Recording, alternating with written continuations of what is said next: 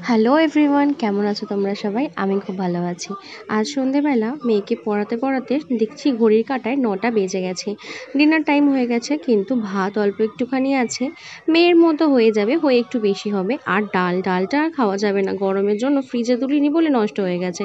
Fridge খুলে দেখলাম সবজি তো আছে, কিন্তু আমার ইচ্ছা করছে না।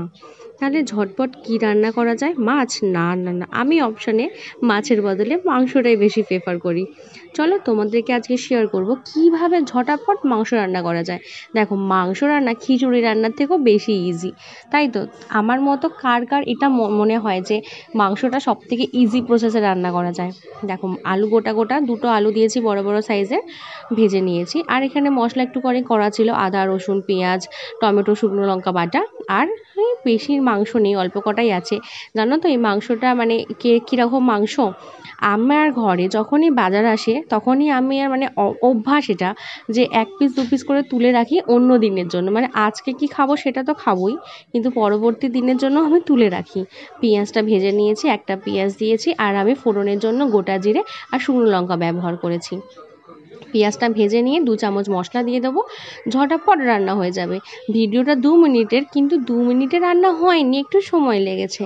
কিন্তু মানে মাংস এটা যদি প্রেশারে দিতাম তাহলে আরও তাড়াতাড়ি হতো। একদিন তোমাদের সঙ্গে প্রেশারে আমি কীভাবে মাংস রান্না করি সেটাও শেয়ার করব।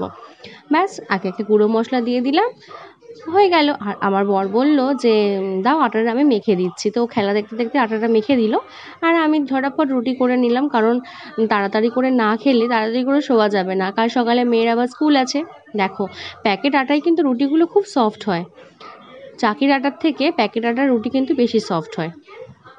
এই দেখো, ফুলকো ফুলকো লুচির মতো রুটি তৈরি হয়ে যাচ্ছে। চলো আমি আমার ডিনারটা কমপ্লিট করি। আর তোমরা রাতে ডিনারে কী রান্না করতে সবথেকে বেশি পছন্দ করো আমাকে বলো। আমার কিন্তু মাংসের ঝোলের সঙ্গে ভাতটাই বেশি পছন্দ হয়, কিন্তু রাতে হচ্ছে সকালে যেহেতু ভাত খেয়েছি আর ভাত অল্প আছে, আবার সেই ভাত করতে হবে, তাই জন্য রুটি। চলো, থ্যাংক ইউ।